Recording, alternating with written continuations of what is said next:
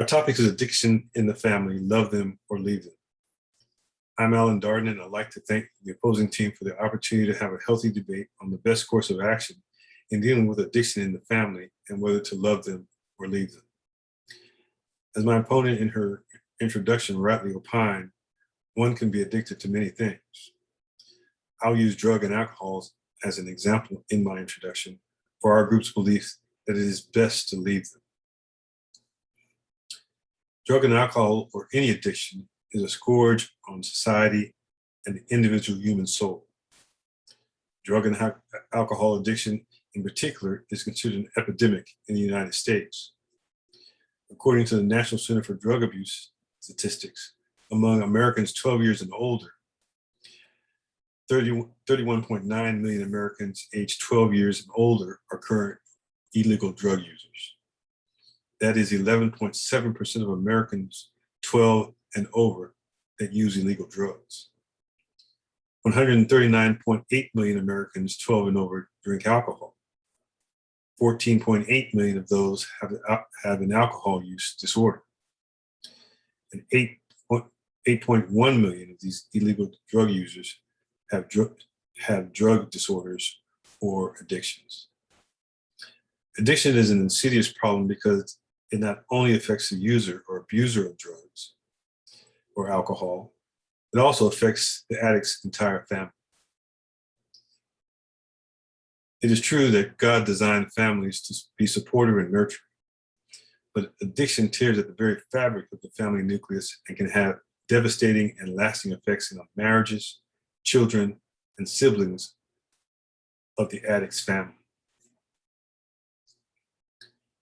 In an article written by the Discovery Institute, which treats individuals and families recovering from drug and alcohol addiction, the 6 most serious effects of drug addiction on family members is its impact on children, the loss of trust, increased stress on the family, financial problems due to the addiction, physical and emotional abuse, and fear and confusion. Throughout this debate, we'll argue that it is best for families and loved ones of the addict to leave them before the addict does irreparable damage to the entire family. Leaving them is not out of a lack of love for the addicted individual, but to ensure the safety, the healthy development mentally and emotionally and spiritually of the rest of the family.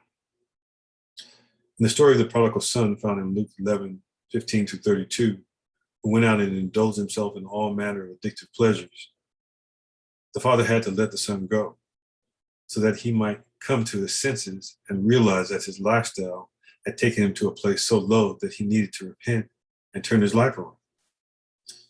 When the son realized his error, then and only then did his father lovingly accept him back.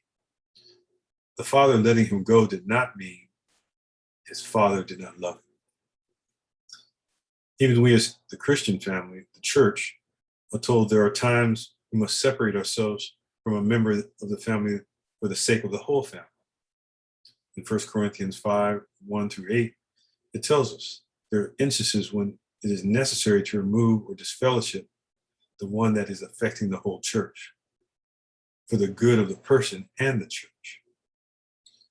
The writer, Apostle Paul, uses the example of leaven and unleavened bread, that we cannot prepare them in the same place because the unleavened bread will pollute the leavened bread. The writer uses this example to illustrate the effect one person can have on the whole church family. But this fellowshipping is not done as a rejection of the person, but of his actions, and to ensure the whole family church is not affected by his sin.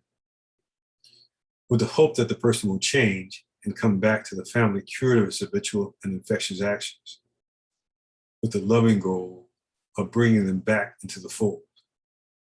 But until that time, it's best to leave them. In like manner, when addiction has overtaken one in the family, it is best to leave them. Thank you.